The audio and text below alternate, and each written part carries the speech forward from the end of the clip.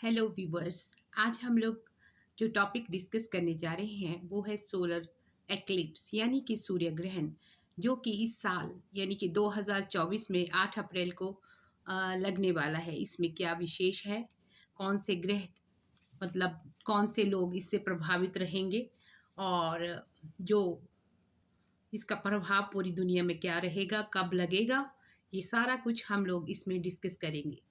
लेकिन उससे पहले हम लोग डिस्कस करेंगे कि सूरज ग्रहण होता क्या है, कैसे लगता है। आप जानते हैं कि सूरज ग्रहण एक खगोलीय घटना है। साइंटिफिकली सूरज ग्रहण जो होता है कि जब सूर्य, पृथ्वी और चंद्रमा एक सीध में आ जाते हैं, यानी कि सूर्य और पृथ्वी के बीच चंद्रमा आ जाता है, तो ऐसी स्थिति को सूर्य ग्रहण कहते हैं। और जब ऐसा होता है तो आप जानते हैं ये कब होता है, अमावस्या को सूर्य ग्रहण लगता है। और सूर्य और पृथ्वी के बीच जब चंद्रमा आता है तो पृथ्वी पर उसकी छाया पड़ती है। इस दौरान वह सूर्य को पूरी तरह से या आंशिक रूप से ढक देता है, तो इसको हम सूर्य ग्रहण कहते हैं। इस बार के जो ये जो ग्रहण है वो उसमें क्या विशेषता है, क्या इम्पोर्टेंट है इसमें, आप लोग जानते हैं कि सूर्य ग्रहण इस बार पूरी तरह से सूरज जो है वो ढक जाएगा और डार्क जो होगा सन होगा। और बता दें कि ये एक खगोलीय घटना है और ये 8 अप्रैल को होगी। आप लोग तो जानते हैं कि साल में 2 या 4 ग्रहण होते हैं, जिसमें से 2-3 सूर्य ग्रहण होते हैं और 2 ही 1-2 चंद्र ग्रहण होते हैं। और इनकी अपनी एक महत्व है। आप जानते हैं कि ये एक खगोलीय घटना है। साइंटिफिकली ये एक तरह से डिफरेंट चीज़ है और ज्योतिष शास्त्र में इसका अलग से महत्व है। इस साल जो 8 अप्रैल को सूर्य ग्रहण लग रहा है, उस बार ये जो ग्रहण है इसकी जो प्रेडिक्शन थी वो 1970 में हो चुकी है। और ये बहुत ही इम्पोर्टेंट चीज़ है। 54 साल बाद ये सूर्य ग्रहण लग रहा है। इसके शुभ और अशुभ प्रभावों के बारे में हम लोग बात करेंगे। 1973 में भी ये हुआ था, अब 1970 में भी ये हुआ था। और ये कहाँ कहाँ लगेगा, ये लगेगा उत्तरी अमेरिका में, मध्य अमेरिका में और मैक्सिको में। और कई सालों के बाद ये आ रहा है। और क्या होगा कि पृथ्वी के एक हिस्से में अंधेरा हो जाएगा। जो उत्तरी अमेरिका का और मध्य अमेरिका और मैक्सिको है वहाँ पर ये तो बिल्कुल अंधेरा छा जाएगा। और ये अमेरिका में होगा जैसे मैंने बताया, और पूर्ण सूर्य ग्रहण होगा और पूरी तरह से अंधेरा छा जाएगा। अब क्वेश्चन आता है कि भारत में ये होगा कि नहीं होगा। नहीं, भारत में ये सूर्य ग्रहण नज़र नहीं आएगा। और जो सबके दिमाग में ये चल रहा है कि भारत में ये ग्रहण है तो नहीं है, तो डरने की आवश्यकता नहीं है। वैज्ञानिकों के लिए इसका अलग महत्व होता है, जो ज्योतिष शास्त्र में है उनका इसका अलग महत्व होता है। 8 अप्रैल को ये कब लगेगा, ये लगेगा 7, अच्छा नहीं, सबसे पहले बताते कि कितने मिनट का होगा। ये होगा 7 मिनट और 50 सेकंड का होगा। और इसमें सूर्य बिल्कुल दिखाई नहीं देगा, पूरी तरह से ब्लैक हो जाएगा। और 1970 में की गई भविष्यवाणी, जो कि आजकल नेट पे भी चल रही है, बहुत फेमस हो रही है, लोग इस पे अपने कमेंट्स डाल रहे हैं। ये 8 अप्रैल को होगा। ये जो है पूर्ण सूर्य ग्रहण होगा, यानी कि ये बिल्कुल डार्क हो जाएगा जब चंद्रमा की छाया इस पे पड़ेगी। और इसकी जो भविष्यवाणी 1970 में हुई थी, ये आजकल इंटरनेट पे बहुत ही फेमस हो रहा है। पृथ्वी पर एक भाग पे अंधेरा छा जाएगा, जैसे मैंने बताया कि मैक्सिको और उत्तरी अमेरिका और जो है मध्य अमेरिका, यहाँ अंधेरा होगा दिन के समय। ऐसे लगेगा कि दिन में रात हो गई। आपने गाना तो सुना होगा। और नासा के अनुसार जो है ये उत्तरी अमेरिका में और अमेरिका के अधिकतर भागों में, मैक्सिको में दिखाई पड़ेगा। और दिन में ही चारों तरफ अंधेरा हो जाएगा, क्योंकि सूरज पूरी तरह से चंद्रमा की छाया पड़ते ही ब्लैक हो जाएगा और बिल्कुल ढक जाएगा। तो इस तरह से ये होगा। अमेरिका में तो ये घोषणा भी की गई है कि बच्चों को छुट्टी कर दी गई है उस दिन, और क्योंकि रात हो जाएगी दिन में तो बच्चों को ले जाना छोड़ना बड़ा मुश्किल होगा। आई एम सॉरी, पीछे से आ रही डिस्टरबेंस के लिए मैं माफ़ी चाहूँगी। और इसका कोई सुपर काल भी नहीं होगा। आपको मैंने बता दिया कि ये कहाँ दिखाई देगा, और अमेरिका में, उत्तरी अमेरिका में, और मध्य अमेरिका में, और मैक्सिको में। और ये 8 अप्रैल को है, जैसे मैंने बताया आपको। ये एक खगोलीय घटना है और ज्योतिष शास्त्र में ये महत्वपूर्ण है। और ये कब शुरू होगा? ये 9:12 पे शुरू होगा। इसका जो समय है वो है रात को 9:12 पे ये शुरू हो गया। और इसका मध्य समय कौन सा है? इसका मध्यम समय है 11:47। और इस का जो सूर्य ग्रहण का जो समापन समय है वो 8 और 9 अप्रैल के बीच में होगा, और 2:22 पे ये खत्म हो जाएगा। यानी कि 8 अप्रैल खत्म होते ही 2:22 पे ये जो है, मतलब 22 पे ये खत्म हो जाएगा। लास्ट जो इसका होगा 2:22 पे, और ये 9 अप्रैल को पड़ेगा। तो इट मीन्स कि ये रेवती नक्षत्र में होगा, है ना? और ये कौन से उसमें लगेगा? मीन राशि में। ठीक है। और ये सामान्य नहीं है, संपूर्ण सूर्य ग्रहण है, इसलिए ये इम्पोर्टेंट है। ये सामान्य नहीं है और ये संपूर्ण सूर्य ग्रहण है। जब सूर्य की जो छाया है वो ग्रसित हो जाती है, चारों तरफ अंधकार हो जाता है, और भारत में ये दिखाई नहीं पड़ेगा, बिल्कुल भी नहीं। और इसका कोई प्रभाव नहीं होगा। और आप जानते हैं कि मेष राशि में इसका प्रभाव होगा। इससे घबराना नहीं है, क्योंकि ये भारत में नहीं होगा। कुछ एक सावधानियां आप लोगों को बरतनी पड़ेगी, जो लोग वहाँ रहते हैं, जो अमेरिका में रह रहे हैं, उत्तरी अमेरिका, मध्य अमेरिका में रह रहे हैं। और ये एक पूर्ण सूर्य ग्रहण है। जो ज्योतिष शास्त्र है वो इसके बारे में काफ़ी चर्चा करता है कि ये कैसा है, कैसा नहीं है, सूतक काल कब से लगेगा, मंदिर में पूजा करनी चाहिए कि नहीं करनी चाहिए, कि इस दौरान खाना खा सकते हैं कि नहीं, किन चीज़ों का ध्यान रखें। लेकिन ये ग्रहण जो है भारत में नहीं होगा, और ज्योतिष के अनुसार अगर ग्रहण नहीं होगा तो सूतक काल भी नहीं होगा, और सूतक काल नहीं होगा तो इसके बुरे प्रभाव इतने ज़्यादा नहीं होंगे। ग्रहण जहाँ नहीं होता वहाँ कोई नियम लागू नहीं होता, कोई भी नियम लगाने की आवश्यकता नहीं है। पर एक चीज़ है, आप जानते हैं कि जो सूर्य ग्रहण है उससे कई जैसे पूरी दुनिया में, अगर आप जानते हैं ब्रह्मांड में सूरज एक ही है, और विभिन्न राशियों पर इसका प्रभाव ज़रूर होगा। तो उसी हिसाब से थोड़ा सतर्क रहने की ज़रूरत है। बाकी सभी लोग जो है आराम से खाएं पिए घूमें फिरें, और कोई भी डर नहीं है। वैसे सूर्य ग्रहण के दौरान अक्सर बोला जाता है कि इसको नेक्ड आंखों से नहीं देखना चाहिए, क्योंकि आंखें अंधी हो जाती हैं। सो बी केयरफुल। जो लोग मैक्सिको में रह रहे हैं, अमेरिका में रह रहे हैं, उत्तरी अमेरिका में, मध्य अमेरिका में, ये उनके लिए ज़्यादा खतरनाक है। यहाँ तो ये भारत में बिल्कुल भी नहीं है।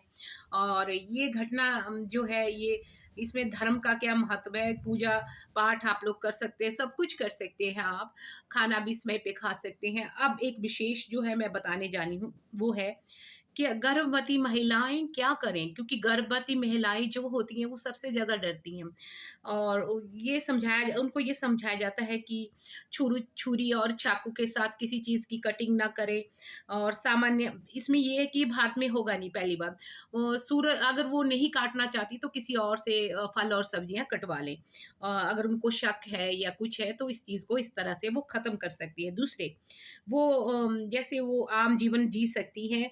और सिर्फ उन्होंने एक चीज़ का ख्याल रखना है, जब सूर्य ग्रहण हो तो उन्होंने भगवान का नाम लेना है ज़रूर, उससे उनको शांति मिलेगी, और उनके पेट में पल रहा जो शिशु है उसको भी शांति मिलेगी। भगवान की आराधना हर टाइम जो है एक सुख देती है। तो आप लोगों ने मन को शांत रखना है, मन को विचलित नहीं करना। जो गर्भवती महिलाएं हैं, और सामान्य जीवन जीना है, और किसी चीज़ का प्रतिबंध नहीं है, वो सब कुछ खा पी सकती हैं।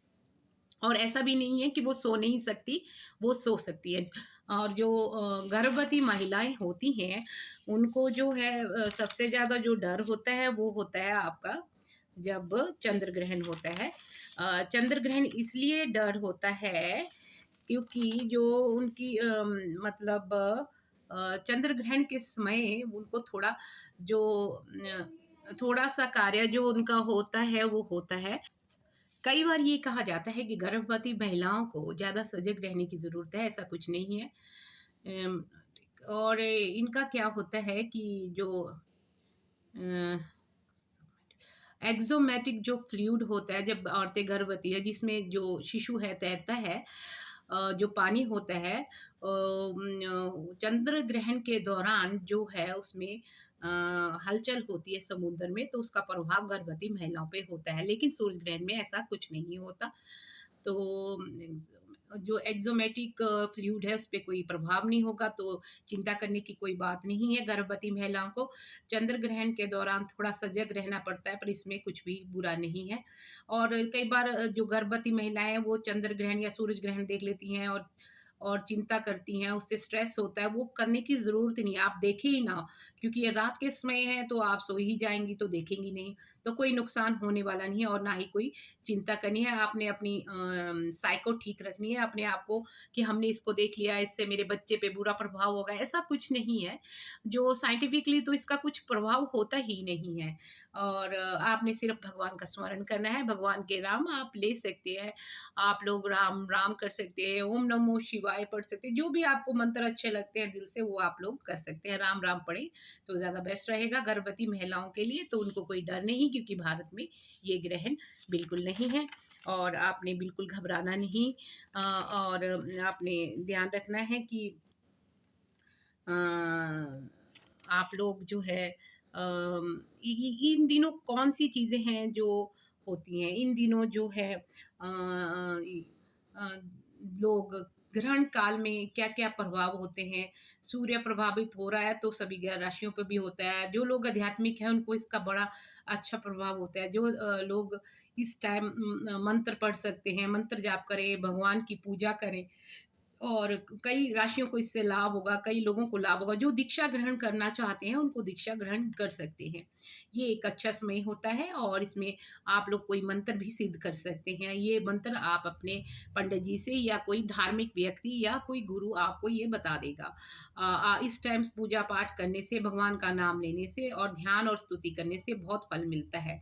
जो मंत्र सिद्ध करना चाहते हैं, वो मंत्र सिद्ध हो जाएगा। और गुरु दीक्षा मैंने जैसे बताई और ग्रहण काल का जो समय होता है वो शुभ समय होता है। और क्योंकि ये ग्रहण काल के समय रात को ही पड़ रहा है तो आप लोग पूजा पाठ कर सकते हैं और गुरु दीक्षा ले सकते हैं, कोई गुरु बना सकते हैं, मंत्र का उच्चारण कर सकते हैं, मंत्र सिद्ध कर सकते हैं। अच्छा, एक चीज़ और है कि 9 तारीख को आप लोग जब उठेंगे सुबह, वैसे तो रात को तो कोई नहाएगा नहीं मुझे नहीं लगता, लेकिन जब सुबह उठे तो ज़रूर नहाएँ और गंगा जल उसमें मिला लें। जो लोग पवित्र नदियों के किनारे रहते हैं, जैसे ब्यास नदी है, गंगा नदी है, नर्मदा है, जमुना है, बहुत सी नदियाँ हमारे भारतवर्ष में बहती हैं, तो उनके नज़दीक पानी लेके वहाँ से अपने घर में लाके भी नहा सकते हैं या उसके पानी ला के वहाँ से कहीं नज़दीक नहा सकते हैं। अच्छा, और इस दिन हम लोग क्या दान कर सकते हैं? इस दिन निर्धन को दान करना बहुत ही बेहतर रहता है। सूर्य की वस्तुएँ जैसे तांबा, गेहूँ, आटा, गुड़ निर्धन मंगलकारी होता है। इसको आप लोग सूर्य ग्रहण लगने से पहले निकाल लें। तांबा, गेहूँ, आटा, गुड़ आटा तो सबके घर में होता है, गुड़ इस सब चीज़ों को निकाल के और इसको निकाल लें और फिर आप इसको लोगों को जो गरीब हैं उनको दे दें, नहीं दे सके तो मंदिर में इसका दान करना चाहिए। और इसका प्रभाव राशियों पे कैसा रहेगा ये हम लोग अभी डिस्कस कर लेते हैं। अलग-अलग राशियाँ हैं और इसका प्रभाव अलग-अलग रहेगा। अच्छा, एक चीज़ और है और इसका जो प्रभाव है 1 या 2 महीने रहेगा राशियों पे। जो सबसे पहले हम लोग ले रहे हैं कर्क, कन्या पे कैसा रहेगा? कर्क और कन्या वृश्चिक राशि पे जो है मध्यम फल देंगे, ज़्यादा अच्छा नहीं रहेगा। इस पे ये ज़्यादा मीन राशि इन पे मध्यम फल है, ज़्यादा अच्छा फल नहीं है। और वृष, मिथुन, तुला और जो राशि है को लाभ होने के आसार है। वृष, मिथुन, तुला राशि को लाभ होने के आसार है। मेष, सिंह और धनु राशि वालों को विशेष ध्यान रखना होगा। आप लोग बस का सफ़र ध्यान से करें, चोट लगने का भय हो सकता है। आप दान रेगुलर ही करें, अपने टेबा को मतलब टिप टिप बनाएँ, उसको चेक करवाएँ और आपने सबसे पहला ध्यान रखना है स्वास्थ्य का और अपयश मिलने का भी है, तो आपने ग्रह के उपाय करा लेंगे ताकि अपयश ना मिले। भगवान की स्तुति करनी अत्यंत लाभकारी रहेगी, दुर्घटना से बचें, ठीक है? कौन-सी राशि है? मेष, सिंह और धनु राशि वालों को ज़्यादा ध्यान रखना है इसमें। और सूर्य ग्रहण का असर जो होता है शरीर पर होता है, ज़्यादा असर कहाँ पे होता है? मन पे नहीं होता, चंद्रमा का मन पे होता है ज़्यादा। इसका किस पे होता है? शरीर पे। तो शारीरिक स्वास्थ्य का आप लोगों ने ध्यान रखना है 3 राशि वालों। और जो बाकी की राशियाँ हैं उनको बहुत अच्छे लाभ हैं, जैसे मकर राशि और दूसरी राशियाँ जो हैं, मकर राशि वालों को काफ़ी अच्छा इसका प्रभाव मिल रहा है और अबंडेंस आएगी और नए प्रोजेक्ट होंगे, शादी के चांसेस बनेंगे। और कुंभ राशि वालों के लिए भी थोड़ा अच्छा है, तो पुराने कोई प्रेमी आ सकते हैं। और मेष राशि को भी कहीं-कहीं थोड़ा-थोड़ा अलग-अलग टिप होती है, तो अलग-अलग हिसाब से सबका होता है। आपने शारीरिक स्वास्थ्य का ध्यान रखना है, जो लोग मैंने बताया मेष, सिंह और धनु राशि वाले, और दुर्घटना से बचना है। शारीरिक स्वास्थ्य पे ध्यान देना है। क्या होता है कि जब सूर्य ग्रहण होता है तो तो राहु और जो केतु होते हैं वो की वजह से ही एक्सेस होती है, तो ही सूर्य ग्रहण होता है। राहु और केतु के एक्सेस की वजह से। सूर्य के साथ चंद्रमा होता है और सूर्य ग्रहण के योग में सूर्य जो है सभी राशियों को प्रभावित करेगा, क्योंकि सूर्य पे लग रहा है, तो आपकी राशि भी उसमें हो सकती है। तो ये सभी लोगों को इसमें वो होगा, इम्पैक्ट तो होगा, क्योंकि कहते हैं ब्रह्मांड में सारे ग्रह विद्यमान है, सूरज उनमें से एक है। तो सभी राशियों पर इसका प्रभाव होगा और पूरी दुनिया के ऊपर होगा। भारत में ये दिखाई नहीं पड़ेगा, क्योंकि तो इसमें इतना ज़्यादा डरने की ज़रूरत नहीं है। हाँ, दान सभी अपनी राशि के अनुसार थोड़ा-थोड़ा आटा का दान रात को रख लें और सुबह किसी गरीब को दे दें, या कोई गेहूँ रख लें और सुबह किसी को दे लें, और इस तरह से आप करें। बाकी गर्भवती महिलाओं को मैंने बता दिया, डरने की ज़रूरत नहीं है और चिंता नहीं करनी। गर्भवती महिलाओं को मैंने ये भी बताया है। अम, आप जानते हैं ब्रह्मांड में सूरज एक ही है, उसके प्रभाव सभी राशियों पे है, तो थोड़ा-थोड़ा दान कर देना, बाकी कोई डरने की ज़रूरत नहीं। सुबह गंगा जल डाल के आपने नहा लेना है और 5 गर्भ जो है उस रात भी आप फेंक सकते हैं और सुबह भी ज़मीन पे फेंकें अपनी घर की, 5 गर्भ बना लें। और जो मुस्लिम हैं वो नफली नमाज़ इस ग्रहण के दौरान पढ़ें, और जो सिख हैं जपजी साहिब और गुरु ग्रंथ साहिब या गुरुद्वारे में जाके आराधना कर सकते हैं। जो ईसाई धर्म के लोग हैं वो वाइट कैंडल जलाएं, अफर्मेशन करें, गोल्डन कैंडल भी जला सकते हैं और इस तरह से आपके कार्य बनते जाएंगे। और कई बार ऐसा बोलते हैं कि खाना नहीं, ये नहीं करना। इसमें राहु और केतु का ज़्यादा होता है, ये खगोलीय घटना है। राहु और केतु जब एक्सेस में होते हैं तो ऐसा होता है। जो नॉर्थ नोड है और साउथ नोड ग्रहण वहीं पर ज़्यादा होता है। तो इस बार अमेरिका में, मेक्सिको में और उत्तरी अमेरिका, मध्य अमेरिका में ये लगेगा 8 अप्रैल को। तो इसका प्रभाव सभी राशियों पे पड़ेगा, मैंने बता दिया। आपने ध्यान रखना है और डरना नहीं है। और इस बार ये अमेरिका में तो बहुत फ़ायदा देगा, क्योंकि कई लोग इसे देखने के लिए आ रहे हैं। और बाहर से आ रहे हैं, कम से कम 4 करोड़ लोग इसे देखने के लिए अमेरिका, मेक्सिको और वहाँ पे आ रहे हैं, और वहाँ पे टूरिज़्म बहुत फ्लरिश करेगा। टूरिज़्म में जो ट्रैवलिंग एजेंसियाँ हैं उनको बहुत लाभ होगा, तो फ़ायदा होगा उनको, कंपनियों को। अमेरिका में बहुत कारोबार होगा, 12,000 करोड़ के लगभग जो है लाभ होने की वो दिखाई पड़ रही है। और ये जो है इसे देखने के लिए विशेष तैयारी की गई है, और पाथ ऑफ प्रोटेक्ट के लिए लोग आ रहे हैं। बहुत सारे लोग इसको देखेंगे और बहुत तैयारी की गई है, और नासा ने भी इसके लिए तैयारी की हुई है दिखाने के लिए। और आप जानते हैं कि जीवन में इसकी जुड़ी घटनाओं के लिए है। ज्योतिष ज्ञान जो अलग है, मानव पे इसका प्रभाव और खगोलीय घटना डिफरेंट चीज़ होती है। विज्ञान इसको अलग से मानता है, विज्ञान में कोई सूतक काल नहीं होता, और अपने ज्योतिष में सूतक काल होता है। ज्योतिष में इसका प्रभाव बताते हैं कि आने वाले समय में क्या होगा। और ये बहुत सारी घटनाएं, आपदाएं, कहते हैं कि ज्योतिष में कहा गया है कि जब सूर्य ग्रहण और चंद्र ग्रहण होते हैं तो आपदा आती है, जैसे भूकंप या पानी में उछाल या कई तरह की चीज़ें, या कोई लड़ाई झगड़े, सो मैनी थिंग्स, ऐसी आपदाएं आती हैं। तो पूरे वर्ल्ड पे भी इसका थोड़ा इम्पैक्ट रहता है, 1-2 महीने रहेगा। और मैंने आपको बता दिया। मेष और राशि वाले, सिंह राशि वाले और धनु राशि वाले विशेष ध्यान रखें, दुर्घटनाओं से बचें। और जो वृष, तुला, मकर वालों के लिए बहुत ही अच्छे परिणाम लेके आएगा और बहुत एविडेंस आएगी, पैसा, स्वास्थ्य सब कुछ अच्छा होगा।